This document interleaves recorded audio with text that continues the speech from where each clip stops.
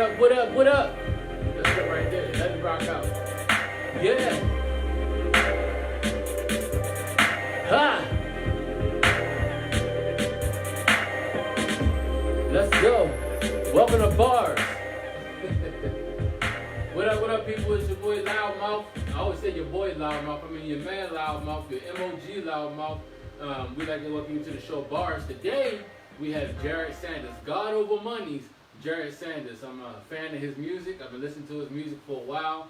And when he said he agreed to do the interview, I really started digging into his music. So we're going to break some of that down today.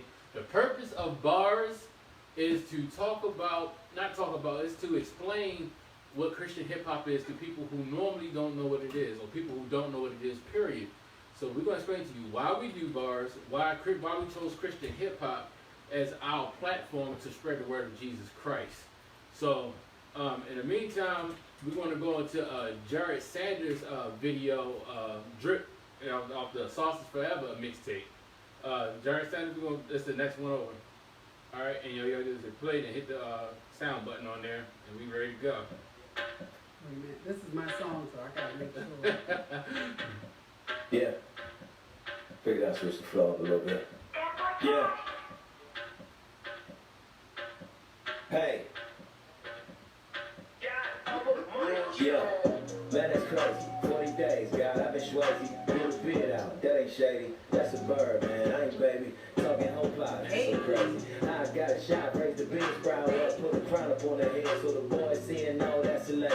You ain't catch a double that time on the last rhyme, dog, I can help you. I got plenty more where that came from. When I brainstorm, I need shelter. It's enough water from the most high, even low tide, he gon' wet you. Better learn how to dance in the rain, ain't no use without an umbrella. When I got for the king, I'ma lap anything on the track. When I rap and I scrap and I bring back in the Mac. When I cop back and I swing, get a pap and you lay flat when it.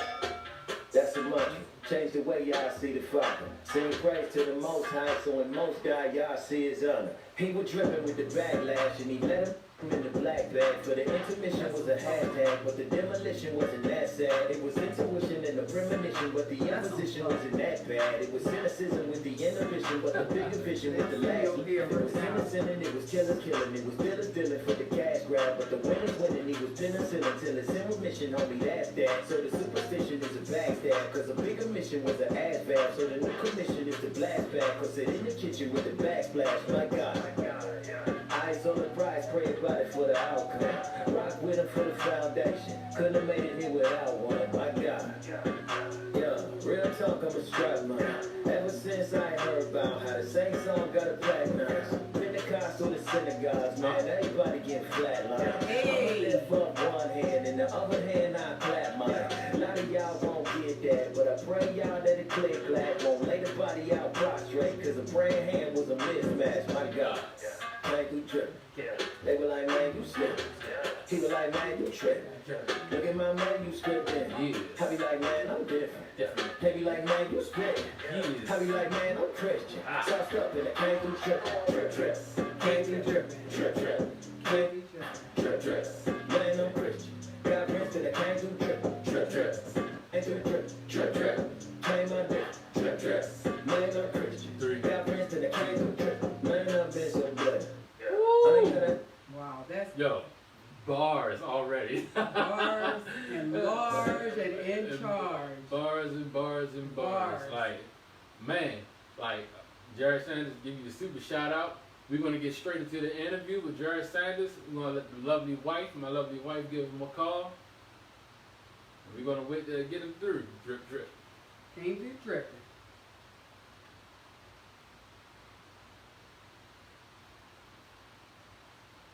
Okay. Don't hit that. Turn that back on.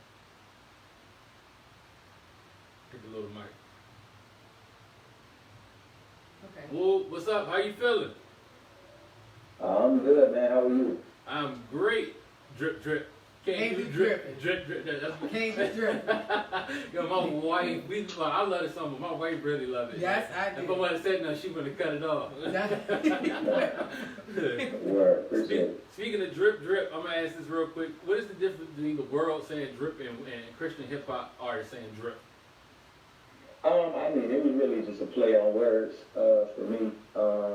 Drip being the thing that, you know, in the world, people rocking, whatever they're wearing, ends up being the drip, you know. So since we covered in the blood of Christ, I was like, yo, man, we dripping too. So it was just a, you know, a play on words, man. It wasn't too deep.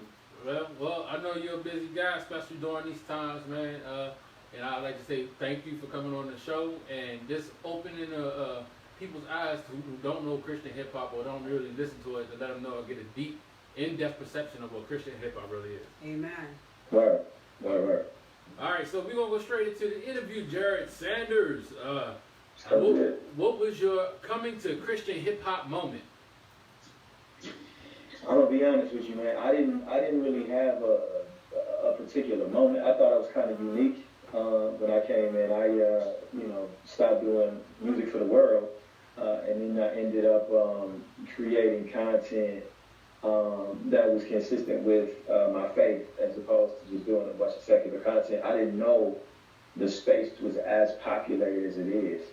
So like I actually came in and I called the music that I did hope hop. I didn't really call it Christian hip hop because I didn't really know that was a thing. So I called it hope hop because that was, you know, just a version of the hip hop that I was trying to present to people. So yeah, I probably did it like the first year I was married. When me and my wife got married, I ended up changing over from secular music, you know, predominantly to hip hop, and that's kind of where it started.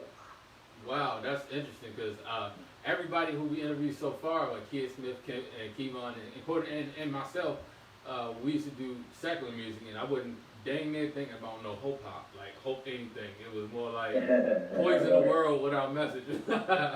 So yeah, that's what's up. So that's very interesting, and that's dope that you had that. I'm asking you this: did you think you were the only like positive, like, well, when it finally came out as CHH Christian Hip Hop, did you think you were the only one out there, or did somebody like show you to another artist? Well, see, I knew three people. I knew Lecrae, and I didn't know he was a Christian rapper until somebody told me though. So, like, I saw the BET Hip Hop Awards when they did the little cipher, and Lecrae jumped on there and he did a verse. And at the time, I didn't even detect that he was a Christian rapper at all. And then I had a friend of mine tell me that, oh yeah, did you see Lecrae? And I was like, who? And they were like, oh, the one who had Jesus, the notorious, no. So then I was like, oh, okay, so that's him. And then as I started to kind of get my feet wet and doing what I was calling hope hop, I saw an interview on MTV.com saying that Andy Mineo charted on Billboard. So I was like, oh, that's another one. Okay. And then I heard a joint from Jim Stones. He did the Fire in My Heart joint flipping the Amy Winehouse record. And I was like, oh, yo, Jim Stones used to be with Lupe. So I knew him as, you know, Gemini. And then I think the last person I had heard of was Biggs. And I had a coworker of mine who don't even listen to Christian rap, but he heard Bizzle's Same Love response. And he sent me a link. He was like, yo, you Christian? You should check this out. And so I knew there was 4 people. Like, I didn't know there was an outlet. I didn't know none of that. And I was like, oh, okay, that's what's up. There's 4 of us here. You know what I'm saying? Like, so, like, I didn't even know. So yeah. Yeah, I think the first group I had, you know, when God is trying to get your attention and definitely tell you this is what you're supposed to be doing, he'll let you know way earlier, years beforehand, that this is what you're going to be doing. And I think I heard Chosen Disciples. Have you heard of them? Chosen Disciples? Nah. Yeah, they from Maryland. I heard Chosen Disciples, then I heard Lecrae, then I heard Biz, and then Biz just changed my whole perception of Christian hip hop. Like, I thought, yeah, it was just totally different. Like, wow, like, this dude is dope. So we're going to go to the next question. Are you led by the Spirit when you write your music? Like, is it based on scripture? I'm definitely led by the Spirit in how I come to completing the project, right? So I think what ends up happening is, you know, I kind of just get to work, you know, just trying to, you know, write according to however it is I want to, you know, have a perspective on. And then what happens after the beginning of the project starts to come to fruition, God will steer the direction. God will be like, I need you to talk about this. I need you to go here. I need you to do this. I need you to have a song about here. I need you to get deeper and more personal here. I need you to, okay, we got the little rapidy raps out of the way, but now it's time for us to create a shift and turn this into something beyond just music and getting into the ministry aspect of it. So, like every project I've done, I started with an idea and then God steered the ship. You know what I'm saying? So yeah, I would say that any of the content I created led by the Spirit. Yeah, wow. Upon listening to your music, I've always listened to the music ever since I first heard you. And then as you said you were going to do the interview, I started like listening real heavy, like getting real deep. And I try to put a style on you, and you have so many styles that you just really can't really name it. Like I'll just call it the Jered Sanders style. But when you break it down, you're more like a lyricist and a drill rapper. And a drill rapper is like somebody that can just go with rhyme scheme nonstop, and it'll just be like bar after bar after bar. So like, what style of rapping do you consider yourself to have? I'm pretty versatile, so like I think that's why the first mixtape I put out on GOM was just called Versatility. I guess to give a bit of background, like when I was coming up unsaved, I live in Virginia. So Virginia is, a lot of people try to lump Virginia in with the East Coast, and I really disagree with that. I think Virginia is a southern state, especially where I was living at, except once you get past like Woodbridge, headed like north, then you start getting a little more East Coast-ish. I spent most of my life between South Virginia and Florida. So when I was at college, I went to Florida, spent summers, after school year in Florida. So I was privy to the North and what they had going on at the time when I was hip to, rap music. I was listening to, Bad Boy and their little run with like Mace and Diddy and all of those guys, and Biggie and all them. And I was also hearing, the Ghetto Boys, and, I was hearing, all kind of content from the North, like Nas and Jay and them. But I was also close enough to hear like go-go music because I was close enough to the area to know them. And then when I would go down to Florida for summer or for college, I would hear, Trick Daddy and 3 6 Mafia and all of these other people. So when I was living with my grandmother when I was a young boy, she was listening, Al Green, Teddy Pendergrass, Marvin Gaye, Luther, my mom and dad listening to like Surface and Luther Vandross, and my dad being a big Dave Hollister fan and Tupac fan. So like I had so many musical influences. So for me, I was always, led to having a versatile style because that's all I had grown accustomed to. I never really pigeonholed myself as far as a listener into one particular sound. So as a creator, I did the same thing. I was just like, I can't listen to a boom bap project the whole day. Like I can't listen to trap all day. I can't listen to soul all day. I have to have something that's like a melting pot of all of those things to feel like I gave respect to all of the components that made me the artist I am. So yeah, that's what's up. I know my wife, she has a question for you, so go ahead, Sherry, shoot away. Thank you. Jered, can you hear me? Yeah, I can hear you. Matt and I, you just touched on how you have different genres of music that have influenced your style, and I love that because Matt and I just did this whole challenge with love songs. But more to your point, do you? I know for me, I'm a songwriter, and songs come to me in my sleep. Like I'll dream and I'll hear it, and I gotta wake up real fast and try to remember it. Does that same thing happen to you? Do you see it like? Do you dream it? Does it come to you like you might be walking a dog or riding a motorcycle? How does it? What is your creative process like? It's multiple different ways. So there are times where I'll randomly be walking and hear a melody, and I'll flip over my voice notes in the phone, and I'll just do some gibberish, or I'll open up some notes, and if I have a bar idea or some wordplay, I kind of like type it down real quick just so that I have something to, settle on when I finally get a chance to really sit down and settle on it. Mm-hmm. Sometimes I hear stuff in dreams. Sometimes I hear stuff, you know, in the shower. Sometimes, like, I'm hearing things content-wise all the time. Right. But what's really interesting is I'm also a believer that inspiration is a muscle, though. Right. So I believe in two facets. So one facet is, you know, sometimes the best records get created once you've lived a little life. You know what I'm saying? You gotta unplug from music to really open your ears up, open your mind up to the experiences that you're having every day. And then I believe that inspiration is a muscle in the context of, like, sometimes you've got to write to get into the mode of writing. Right. You know what I'm saying? Like, so it's not really something that I can, for example, Hope is Dope 2, the last project I did, I started writing just to kind of say, okay, let me write this down, let me pin this down. And it was difficult at first because I was kind of laboring a little bit because I hadn't picked up a pen in a while. But, you know, every day that went by that I wrote little by little, everything started to open up. And it was like, oh, the muscle memory kicked in. Right. It's like, oh, okay, so this is how, you know, we do this. And before I knew it, you know, 15 days passed and I was 15 songs in. So it just kind of happened as I, you know, got on the bike and pedals, you know. Yeah, it kind of just keep you pushing, like, okay, this line keep coming after this line and that line, and when you go back and look everything over and summarize, it's like, oh, this is pretty cool. Right. Yeah. Right. Yeah. So the next question is, what makes you different from everyone else in the Christian hip hop genre?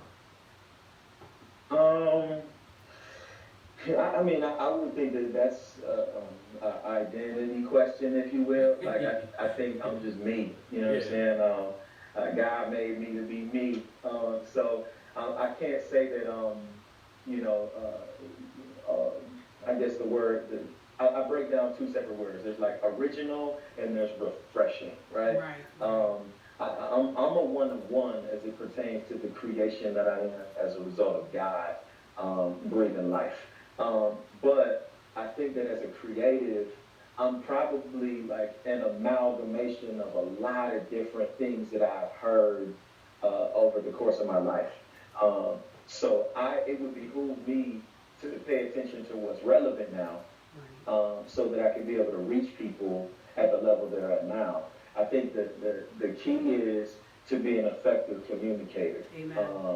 When it comes to, you know, creating content. Can you communicate effectively? And the only way to effectively communicate in one context is understand the language, understand the topics and the relevancy that matters to the people you're trying to reach. So I think the reason why Jesus was a master communicator was because he would go to areas that had different cultures and different customs and still find a way to communicate effectively to those people. And so I try to take that into anything that I do content-wise. So if I sound like somebody here or sound like somebody there, I don't think it's necessarily intended to sound like somebody, but it is to reach the people that may be listening to that person. That, you know, so yeah, I would say it's more, that's probably what separates me, I guess. You know, I'm just me, and I find different ways to reach people. Your vocabulary is great. Get out of here. He just said 2 words and I was like, huh? Well, you know I'm following. You know I'm following. My wife know it. I'm just sitting there like, I'm going to write that down. I appreciate you, Jered. He said amalgamation. No, he said amalgamation. Amalgamation. What? I don't know what that is. That's a hodgepodge. Let me say it to you. Layman's term is a hodgepodge. You're a lot of different things. You're a lot of things. I can't deal with you. It will behoove you to let me finish. It will be in your best interest. It will be in your best interest. Hey, get out of here. Go ahead. I hear you. Jered handling the business. Yeah, I went to military school. I was on Maury. They was like, get him out of here. I was like, all right, go. All right. All right, well, that's what's up, man. For people who don't really understand Christian hip hop and why we do Christian hip hop, can you give them a slight explanation as to what Christian hip hop means to you? You know, I guess I'm the controversial person. Like, a lot of people think that Christian hip hop is a culture. I don't. I think it's a subgenre. I think the culture that we exist as Christians is Christian culture. But I think the music that we create, it doesn't exist if hip hop wasn't here first. Like, we don't use rap as a means to communicate if rap wasn't a part of hip hop. So I don't look at CHH as a culture. I look at CHH as like a genre, no different than contemporary Christian or gospel or alternative or something like that. So what I would say Christian hip hop is hip hop with the message of the redemptive power of Christ. So if that's something that you want to rock with, you know, cool. And if it's not, you know, then I guess that'll just be for you to, Jesus said, let whosoever will, let him hear. So like, it's not necessarily my job to tickle ears, to make people like the content and subject matter that I'm putting out here. But the simplest explanation for Christian hip hop is just hip hop with a Christian message. So yeah. Yeah, that's what's up. Go ahead, Jered. Jered, I know that you just celebrated anniversary, you and your wife. So happy anniversary, Congratulations, guys. Appreciate it. And I follow you and your wife, and I love the unity that you guys put forth. Like once you had, maybe it was a while back, I read a post and you broke down what marriage was so beautifully. You talked about meeting your wife and how she changed and how people get hung up on the old, but there's an evolution that happens with people, and it happened for you with your wife, so you could appreciate her in all these different stages of development. So it's kind of like a new person all the time. Does that part of your life influence your writing? Like, is your wife part of your writing process, or is she just like happy to be on the sideline listener? Kind of both. I think my wife probably functions more as like a muse. Oh, right. Definitely the things that we experience, the conversations we have, the arguments we have, the frustrations expressed, the love, the conversations that we've broken into, parenting our kids, like all of those things become inspiration for the things that I write. No doubt. So like I probably take a little bit from all of it and just find a way to put it together. So like the thing that's interesting, it's interesting you brought up the marriage post, because like the mystery of marriage to me is that it's always something new. Right. Like, the mystery of marriage, like the reason why people want to stay single is because they think marriage is monotonous. Right. And you're going to have the same thing over and over again. But the mystery of marriage is that we're progressively moving in a direction that's growing. No doubt. And so the person that we knew a year ago is not the same person that we see today. Exactly. So single people try to get to growth and evolution through changing partners. But like married people learn that growth and evolution by staying with the same person and finding new ways to research and study and love the person that they're with. You better Hallelujah! No, like, because to me, you know, and these are all things that I just, you know, had. Like, these are the things that you learn over time. Like, yo, you don't like the stuff I used to do, and it's like, but marriage, in my opinion, is intended to make you holy, not to make you happy. Right. So, like, it brings you closer to an understanding of your own complexities and your own things that you need to grow in and learn from. So, yeah, that's, you know, that was, you know, got a little sidetracked. But yeah, I would think that she's definitely a motivator in the content that he's creating. Yeah, my wife always asks the deep questions. It don't matter where we at or what we doing, she asks super deep questions to get you preaching. That's good. That's why I love her. Good, yeah, that's why I love her. That's good. All right, so we gonna get back to Christian hip hop. But no, I'm gonna say this: we're not going against the Holy Spirit. That was definitely needed because that preached to me just now. You know, so so check out Jered Sanders' new book. Why I don't like being single. No, it's definitely coming. Yeah, hold on. Hallelujah. Claim it. The mystery in marriage. I love that. I love that. Claim it. Yeah, that's dope. So I'm gonna get back to the interview. That was a dope message. I'm gonna say that again. That was a dope message. Really was. So thank you for the question and thank you for the answer. What do you think the state of Christian hip hop is today? Do you think the genre is progressive? Is it progressing? I think the genre was progressing. I think it's just like anything else. You know, when it was a babe, it was an infant. You know, less than 10 years ago, if we're really being honest. So it's growing different facets. The one thing that I notice in Christian hip hop is that the quality is significantly better than it used to be. The range of artists that you could choose from has significantly improved. What I will say is that the identity of what Christian rap is, the core principle behind Christian rap is Christ. So what I think is happening content-wise is that as marketable as it's becoming, as universally appealing as it's becoming, I would say that as popularity expands beyond the Christian base, the source of the music is shrinking, right? So the more popular they become, and from this space into another space, the less we hear about Christ.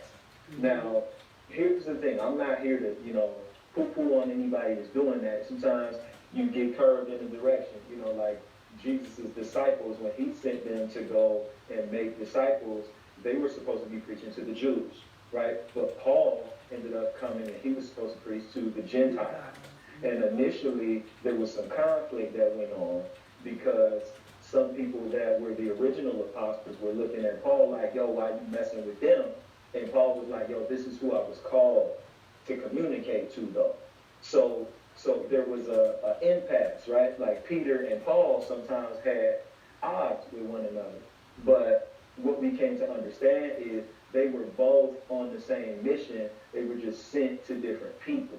So when I listen to Christian hip hop, I think that the ones that are supposed to be tilling the soil and preaching to the choir, if you will, keep going it. You know what I'm saying? Just do it in an innovative way. And then there are some people that I think the motives shouldn't be evaluated so much as the source behind the content they're creating is what should be evaluated. Right. Because, long story short, like, I created a record when I was a secular artist. I was a rapper, and I had the biggest, fans, and, this dude, he listened to rap. He wanted cussing, he wanted all kinds of debauchery, and I was like, all right, cool. That was the record, that was the type of music I was creating at the time. When I decided to do Hope Hop, I created a record called Crown Full of Thorns. Now, this guy who was a fan of me as a secular rapper ended up saying, yo, I really like this record, and he is the reason why I connected with Dayton. So, like, without this unsaved person liking the music I created and the song I created that wasn't even originally intended to speak to him, I wouldn't have met Dayton. So God orchestrated that entire situation, even though my intention was never to meet Dayton, but he used an unsaved person to connect me to Dayton. So it's kind of, I think that the space itself is evolving and it's becoming more appealing, if you will, to the ears of those that do not believe. All I would ask people to do as they grow and appeal to those who do not believe is make sure that you give them something that's a trail of breadcrumbs back to Christ. Hallelujah. Yeah. Like, you know what I'm saying? Because if you don't, then you're just making rap music. And that's cool. Just make rap music. You know what I'm saying? And then we'll leave it at that. Amen. Yeah, so don't label it Christian hip hop. Yeah, and the thing is, you don't have to label it anything. Like D1 is known as the positive rapper. D1 says he's a Christian and he's unapologetic about that, but he doesn't run around and he hadn't built his platform running around saying I'm a Christian rapper. Yeah. So it works for him because he was able to say, look, my foundation is Christ, but I'm a rapper, and it's apparent that he feels led to communicate with people that want to hear a message of real, righteous, and relevant, as opposed to, preaching to the choir, like Toby Nwigwe and so many other artists that are appealing to people that do not listen to the gospel and do not find the gospel palatable. They are still expanding the genre, if you will, and we have to respect them without trying to dig too deep into the motives and thinking that they're trying to deceive people. Yeah, most definitely. Yeah, look, he's a preacher. Yeah, he's preaching the word. He is preaching the word. All right, so that's saying that, you know, as far as expanding in Christian hip hop genre, you know, us as lyricists, we like to break our words down and formulate bars, and it's just the nature of us. Like, you know, we're gonna put something out, we gotta make sure that it rock, because that's what we used to listening to coming up and stuff like that. So I'm gonna ask you, how important are bars in Christian hip hop? I think they're important. I think that what's more important is being an effective communicator. Amen. You know, like I never necessarily looked at Tupac as a person with bars, but I looked at him as effective communicator. Yeah. So I think that if you're able to communicate effectively to the people you're trying to reach, then that is what it is. Like, bars to me are an opportunity to kind of show wit and intelligence and vocabulary and structure, but I don't necessarily think the records that hit me at the most personal of levels were the ones that were bar heavy. They were the ones where I felt what they were trying to say because they communicated it effectively. So bars are important to me because I'm a writer, but at the same time, like, I don't necessarily think to be an effective communicator you need to have bars to do it. Yeah, true. Yep, and he's breaking them all down, like, and he gave me a new perspective looking at it. Because I used to write from pain, and I used to pray like, God, well, if I'm in pain, at least I can make good music. Now that I don't feel like pain as much anymore, it's like, well, how can I be an effective communicator now that I ain't going through anything? So that was a brief time period where I was going through something. I had to, like, break loose and just write to get writing, you know? So, yeah, I appreciate that answer. And I'm going to ask you this now. What is your favorite or most pleasing project that you've created? I'll say this. I have what I believe to be my best work isn't finished yet. But of the finished works that I have, I would say that Hurry Up and Wait is my favorite project, but that was also the most painful one to create.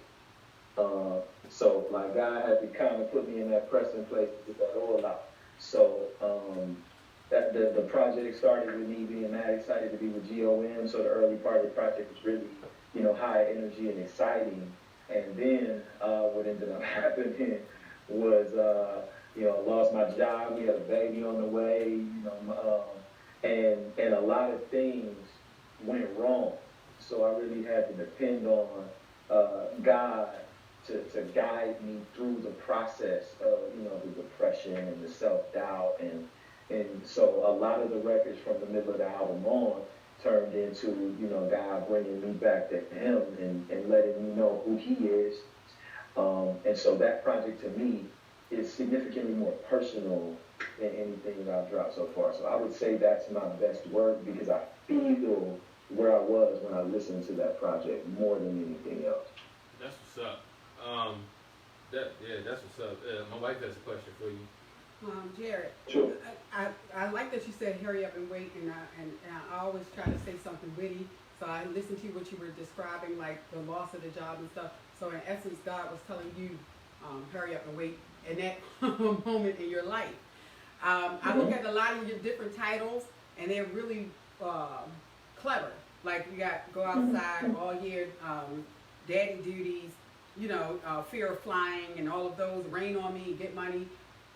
Which comes first, the title or the lyrics? And then tell me, how do you determine what the title is going to be? Because I know from my songwriting training, they tell you have to say the fewest words but capture the most attention. You understand what I mean? You know, I never really thought about it. I guess the title comes after the song or probably in the midst of the song. Sometimes I don't have a title yet. Like, or sometimes what I do is I have something that I'm going to expound on, so the title will be first. So it really just depends. Like Fear of Flying was based on me having, a conversation with somebody about, you're not afraid to fly, you're too busy trying to fall down. So like everybody, it caused me to really think, So maybe the issue with where I'm at right now isn't that I'm afraid to fly, it's that I'm so used to being on the ground that flying seems awkward. No doubt. Right? So it became that.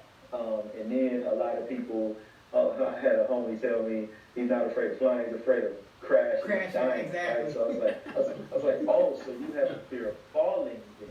Right. Like, so it's not like when you don't got a problem being up in the air. No doubt. You got a problem with what happens on the way back down. So it just kind of, some of them become conversation pieces, some of them become more topical. I can't really say there's a universal way that my biggest fear is the class I'm flying and run out of food. Shut up. I was like, no! I can't do it. Get me off! No, all right, cool. Oh, the seatbelts don't fit. It's like, no, she looking at me like, don't do that. All right, look. Tell us the story of how you were signed with God Over Money. It's funny because like this unsaved dude heard a record of mine and he linked me to Dayton on Twitter. He was like, "Yo, check out this record." And I guess him and Dayton, when Dayton was unsaved and rapping, him and this dude were friends. But this friend, he kind of, went wayward, and Dayton ended up doing it for the Lord. And yet, because of this record, it connected this unsaved dude back with Dayton to let him know, like, yo, you do Christian rap now, yo, did you hear this? And so me and Dayton linked. I reached out to him because at the time when I came into Christian rap, I wasn't really coming in here to find collaboration partners. I was really just trying to find, brethren who were about what they say they were about. And that's kind of how my nucleus and my circle has been formed in this space. It really, I don't care about making no music. Like, we'll never make a stone. I'm cool. But I wanted to make sure that people were stand-up guys. And Dayton was somebody I linked up with. We chopped back and forth. We just communicated. He realized, obviously I did music. And he actually tried to get me signed to other labels. Because at the time, he was trying to get me signed to, Loudmouth. He linked me up with Jason. We tried to, he actually said on Twitter one time, this dude Jered is really dope. And he and DJ Official, rest in peace, like DJ Official responded. He was like, yo, this dude is nice. If I had a label, I'd sign him. And like this was back in 2000 and like May the 26th, 2000 and it's like 16 or 17, I can't remember exactly. But and that was, when he was sick. But as we continued to communicate, me and Dayton, I ended up getting nominated for something called the KCA, the King of Choice Awards in New York City. And at that same award show, it just so happened that they were honoring Biz and Flame. And so I had a performance there. It was the whole GOM team. It was actually that same weekend that the last GOM Cypher they did, like that was that same year. So like when they was rapping in the park or whatever. So I met all of them in person that night. Me and my wife were there, and Biz was like, yo, you dope. I was like, yo, let me get your number. And he was like, hold on, I can't give you my number out in front of all these people because I don't want random people calling me. So ask Dayton to give you my number. Like, and so I was like, cool, that's whatever. I understood. And so me and Biz just started talking, and I would just check in on him, be like, yo, anything you need prayed for, how I hope everything is well. No conversation about music, like at all, despite who he was. Because I was always brought up approaching like a man, not a fan, right? Right. And so like he and I continued to build and exchange information and talk, and then one day I dropped little mixtape called Black Friday, the original Black Friday. And I went to bed, and I got up the next morning, and Biz hit me with a text message like, "Yo, when you gonna send me your project?" Like, and I was like, "What? I didn't know you wanted my project." And so, like literally, I sent him Nobody Famous. It was done. It was finished. I sent it to him, and like the next night, next morning, he hit me and was like, "Yo, you trying to sign? We got all the money." Like it happened like that. Hallelujah. Yeah. So like when and I was like, "Yeah, I'm cool. Yeah, you sure you prayed on it? You sure you good?" And he was like, "Yeah, I'm good. I'm at peace with it." And so it happened like that. Like I did the Nobody Famous release party.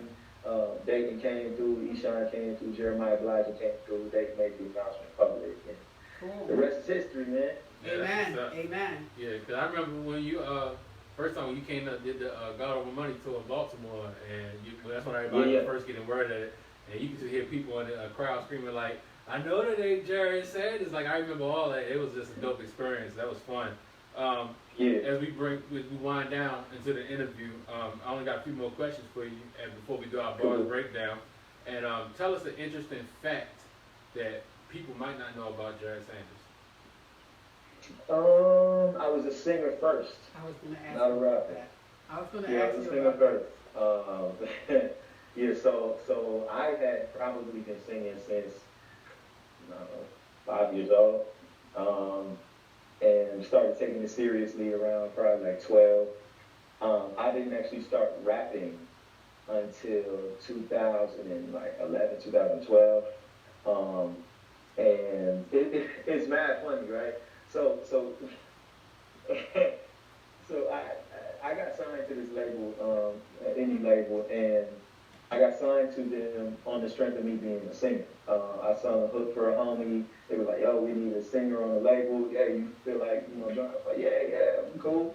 So I joined them. Now I was still doing secular music at the time. So he ended up sending me a joint to be like, "Yo, you feel like doing the hook here?" I was like, "Okay, cool. I'll do the hook." And once I did the hook for the record, I realized that on the joint there was a blank verse, like where if somebody wanted to rap, they could rap. So I was excited because I was about to put this rap verse on this song and give him the hook and just send it back to him like, "Yo, check this out." So I sent him the record, and he was like, "Yo, the hook is great, man. I really appreciate you." I was like, "Yeah, but what about that verse though?" and dude was like, I mean, like maybe you should do rap to like a change up, kind of like Miguel or like Usher. And I was like, whoa. So like that kind of hurt my spirit, but it also kind of lit a fire. So like that one commentary is what made me be like, "Yo, forget all this singing stuff. I'm finna rap, because I'm gonna show this dude right here, like I'm not gonna be played with." Yeah. And so after that, the ball got rolling. I found myself more fascinated with rap. It's kind of weird. Now I feel like I'm all rapped out. Now I feel like, singing again. So it's kind of interesting how that goes.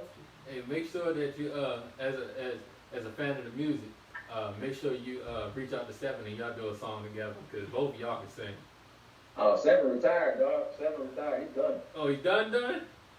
He's done. Like the boy done sold his equipment and everything. He's done. He's out here preaching and giving merch or what. Oh, that's what's up, though. Well, cool. Shout out to Seven for doing that. That is cool. Yeah, that's what's up. Word up. Well, that would have been dope, though.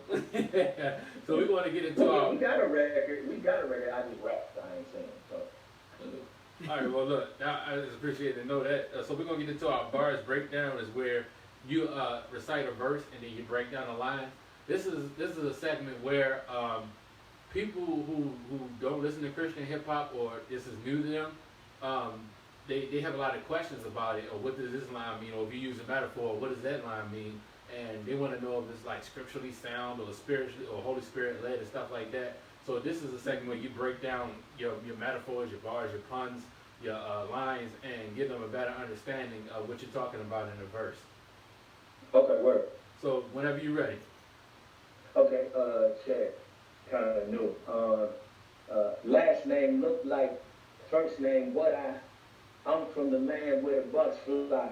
Your grandmama had to get the wash powder. Baloney had a red ring and your dress clothes got the sun dry. But we ain't want the evil like Mum Rye. We was in the church when the sun high and praying to the Lord that he come by, cause little black boys getting bucked when they young guys and old white cops never gunshot. Man, I'm an analyst. Peep the analyst. Get working on your deltoids. He got the world in his hands and they trying to jack sons like Neverland Ranch, and them guns kind of real like steroids. I'm from the South, but homie, I'm a red corn. And they putting my dogs down like, there boy, real talk. I see errors in their future, son, so till they all in the sky like Elroy, I gotta tell them. Bars. Look, he was going there so much I couldn't even stop him. Like, yeah, I forgot. Look, I'm still looking like, keep going. Me too. I was looking like, so wait a the minute. first few lines, break those down for us. So yeah, I started with last name look like, first name what I, just to play on words like what I look like, you know, just finding a unique way to say it. I'm from a land where the bucks fly, so really that's a double entendre because I'm from Florida and I'm from St. Petersburg, which is actually the Tampa Bay area. And the football team in the NFL from Tampa Bay is the Buccaneers, right? Mm-hmm. So, but also the area that I was from, there was a lot of violence and gun violence. So Bucks and Bucks end up being a play on words. Your grandmama had to get the wash powder. Baloney had a red ring and your dress clothes got a sun drop. So what that meant was back then, you know, where my folks came up, they weren't, you know, it wasn't meager or anything like that, but my aunt used to play more of a grandmotherly role for me while my grandmother was the worker, and she used to wash our clothes and had a little, you know, rack to, you know, scrub a little bit, and then she would hang our clothes out on clothesline behind the house. And Baloney, you know, back then, Baloney has a little red ring around it, you know what I'm saying? So I was just letting people know, like, I come from this, you know what I'm saying? I come from, you know, something that was maybe not be something you understand. And then I said, so that's the first 2 bars. We didn't want the evil like Mum Ra, because Mum Ra was an evil character, and I believe it was Thundercats or G.I. Joe. I think it was Thundercats. I think it was Thundercats too. Yeah, Thundercats. Yeah, so he was evil, you know what I'm saying? And then I said, we didn't want the evil like Mum Ra, because we was in the church till the sun high, praying to the Lord that he come by. So that was when my grandmother would take us to church, you know what I'm saying? We'd be there forever. You know what I'm saying? They be having like stuff like Tarian services. I don't know if y'all familiar with Tarian service. Like they saying Jesus, Jesus, Jesus, Jesus all the time. They learn to get the presence from the Lord, right? Like you really are doing that so that you can feel the physical manifestation of the Holy Spirit on the people. So that they tarrying until somebody gets the Holy Ghost. Right. And then, because little black boys getting bucked when they're young guys, and old white cops never gunshot. Now that's a double entendre as well, because where I'm from, you know, a lot of the black boys in slavery days, they would call a young black man a buck, right? But they would also say cops, another way of saying shooting is bucking a shot. So in essence, I'm saying like these black boys, they're full of energy and full of vigor, and they're ending up finding themselves in trouble and at the end of a gunshot. And because they rowdy like that, old white cops never gunshot. So that's why, you know, people always try to tell you, you know, hey, y'all need to chill out. You know, cops around, you know what I'm saying? Like, you don't want them to ever feel uneasy. Right. What is right? Then I, you know, broke it down. I'm an analyst. Peep the analyst. Get to working on your deltoids, and that's just the setup. So he got the world in his hands, and they trying to jack sons like Neverland Ranch, and the guns kind of real like steroids. Stop. Stop. Oh my goodness. Hold up. Hold up, yo. Yo, say it again. Hold up. Hold up. No, trying to jack sons like Neverland Ranch. Get out of here, yo. Go ahead, say it again. Yeah. So yeah, man, man, I'm an animal. Peep the animal. So I'm breaking down, how these things could make somebody upset. Get to working on your deltoids. This is a setup for what's coming. Right. Then I say he got the world in his hands, talking about God, and they trying to jack sons like Neverland Ranch. Like, so they're picking sons off. Our sons of God, picking them off. And the guns are kind of real, like steroids. Like, 'cause you got the gun kind of real, like yeah. And then I said, I'm from the South, homie. I'm a rare coin, but they putting my dogs down like air boy. Because when you're talking to a dog owner, it's talking about, hey, sit down, hey, there, boy, sit down. And then I say, real talk. I see errors in their future son, so till they all in the sky like Elroy. So Sierra and Future have a son, right? So I see errors in their future son. So till they all in the sky, it's a double entendre. So I see the errors in a lot of these people, these young guys' future. And then, so till they all in the sky, like Elroy, I gotta tell them. So in the sky, the Jetsons, you had Elroy Jetson, so they were up in the sky. And so I'm saying, so till they all find themselves in a position where they up in the sky, I gotta tell them, and then it goes into the hook of the song. So I just kind of, Woo! Yeah. If I had an applause sound effects, we working with quarantine technology. Exactly. But that joint is dope, man. I feel you, bro, you're a very dope artist, and I appreciate you like breaking stuff down and talking to us, so so the audience and people who look and wonder about Jered Sanders get an in-depth perception of who you are, and this is real dope. And this is the part of the show where we have a lot of fun. Re-rate your bars. Since you said you agreed to do the interview, I've been listening to your music and going real deep into it, and just became a real fan of the music. I be listening because I'm a rapper myself. I'm like, look at him, he drill rapper. Oh, look at him breaking this down. When you listen to somebody that you really like listening to, you be like, yo, this dude is dope. This is real fun. So you're a real dope artist. So our breakdown considers of 4 categories, and that is lyrics, creativity, originality, and our X factor is the message, which is the most important thing that you gotta have when you do Christian hip hop. Any type of music, it's gotta be type of message, and so that is our X factor that we lead them to Christ. And as Sherry comes, you can't see this part, but when you go back and watch the interview, you can see that I have these little cards where I hold up the numbers of the rating that I give you. So wait for her to come now. I wish I had some Jeopardy music. All right. So yeah, you can go ahead. For lyrics, you get 1 out of 4, and 4 is you get 4 bars for each category. So when you get all 4 bars in each category, it adds to a 16. We know a 16 as a first. So you get the complete score of a 16, then you get the highest score ever, possible.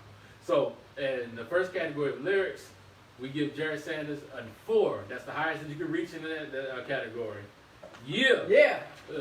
Woo! The next category will be creativity. Creativity, and you get 4 bars in creativity. So let's go on that one.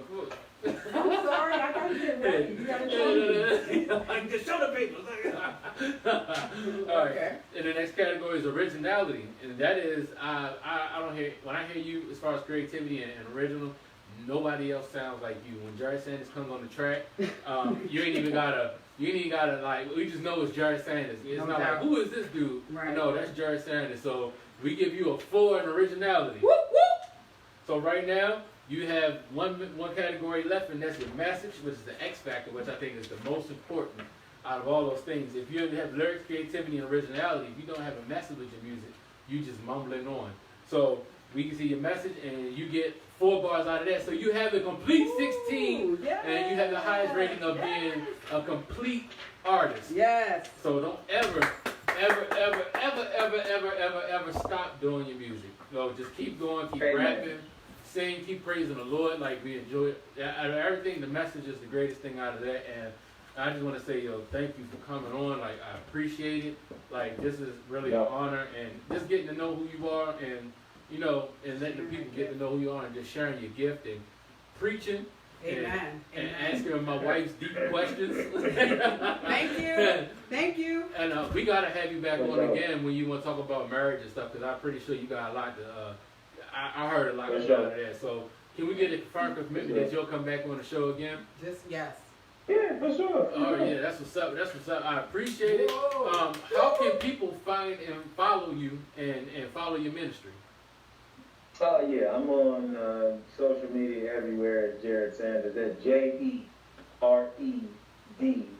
Sanders, Sanders. Everybody be like, I can't find you. That's because you spelled my name wrong. I'm Jered Sanders everywhere. Instagram, Twitter, Facebook. I don't know. I might add TikTok. I don't know. I feel like I'm an old person trying to do it though, so I ain't ready. Look. Look, I got a TikTok too. I feel like it's too many of these joints, man. It's too many. Look, it's too many social media platforms. Look, I suck at all of them. You know, I suck at Twitter. I suck at. I'm trying to get with TikTok because TikTok is good. Just when you get good at one, it's like a new. So look, I refuse Snapchat. I was like, no, yeah. That's kind of where I'm at with it. I might end up having to get one though, cause that seems to be where all the young people at. Right. So I can't say that I'm only out here preaching to old people. Yeah, definitely. So it's Jered Sanders everywhere. And yeah. How can we purchase your music? Oh man, it's anywhere: iTunes, Spotify, Apple Music, Tidal, Weezer, whatever the other one called. I'm pretty much everywhere. Noise Trade, SoundCloud. If you broke, you know, you can get it on there too. So you know, I'm not hard to find. All right. And if people want to donate to you or donate to your ministry, how can they do so? Do you have like a Cash App or a PayPal? That they Amen. Okay, so if people want to do PayPal, they can go to Jered Sanders Music. So that's Jered Sanders, Sanders Music, MUSIC, like in English, at Gmail. If they want to do the Cash App, it's hashtag Hope is Dope. LLC. Hope is Dope. LLC. And that's Hope is Dope. I'm an English person, so it's literally spelled. Me too. Hope is Dope. Not I-Z or nothing like that. Hope is Dope. LLC. Thank you. Yeah, so HOPEISDOPELLC. Yes. All right, look. Yes. If y'all have, if any of my followers are listening, followers of music are listening, please donate to this brother, because being an artist it financially breaks you, because we want to do it right and we want to keep doing it right and keep doing it right, and it costs money to get all these things signed up, get all these things professional, get all the music mixed. So please donate to Cash App sign the $, Jered Sanders. Oh no, Hope is Dope. $, Hope is Dope LLC. Please do that. I would feel blessed if you donate to the ministry. So, amen. Yeah. So we got something coming. Our brother D Black is going to be on next week. Wow, that's what's up. Yeah, because we got that record that's coming. I think it's coming Tuesday. I think it is coming Tuesday. Yeah. So I can't wait to hear that joint. And for people who don't know Jesus Christ, we want to give you a chance to give a call to salvation to the audience that's watching. And if they don't know Jesus Christ, here's their opportunity to know Him and meet Him. So can you please close us out with a short prayer and a call to salvation? Absolutely. Father God, we thank you for an opportunity to assemble before you, God. We thank you for fellowship. We thank you for fun. We thank you for camaraderie, God. But let us not count this opportunity and not be remiss, God, to ask for anybody that's heart may have been impacted at any point in this interview or through this conversation, that would like to know more about you and that would accept you as their Lord and Savior, God. I ask that you would compel their hearts, God, to incline their ears to what you have to say, God. We know that you are sovereign. We know that you are powerful. We know that you're omniscient. We know that you're omnipresent, God, and we know that faith comes by hearing and hearing the word of God. At this point in time, God, for anybody that is seeking to know more about you, I ask that you compel them to move in the direction of a community or assembly of believers. And if they can't, God, allow them to just get on their knees, repent, and ask for your forgiveness so that they can receive your Holy Spirit. We ask all of these blessings in the name of your Son, Jesus Christ. Amen. Amen. Hallelujah. Look, you know you got it. My wife be a hallelujah. That should be another rating, like hallelujah bars. Well, Jered Sanders, I appreciate you doing the interview. I look forward to doing more. Look forward to getting up with you and just having fun and joking around. So thank you for coming on the show, and I can't wait to see you next time. All right, bro? All right. Amen. Amen. All right. So peace out. All right, man. God bless you. Yeah. God bless you too. All right, people. So now, that was Jered Sanders. It was a really dope interview. Yes, it was. Sharon, make sure you go to the bar sign for me. Oh, I'm sorry. Excuse me.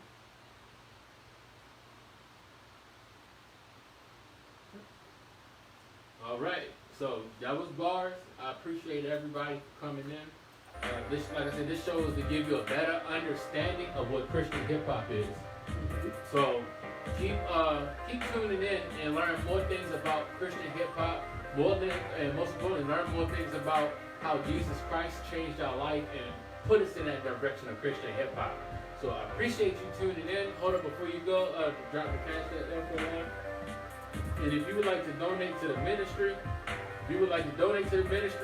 it's $Loudmouth for Jesus. That's LOUDMOUTHFORJESUS.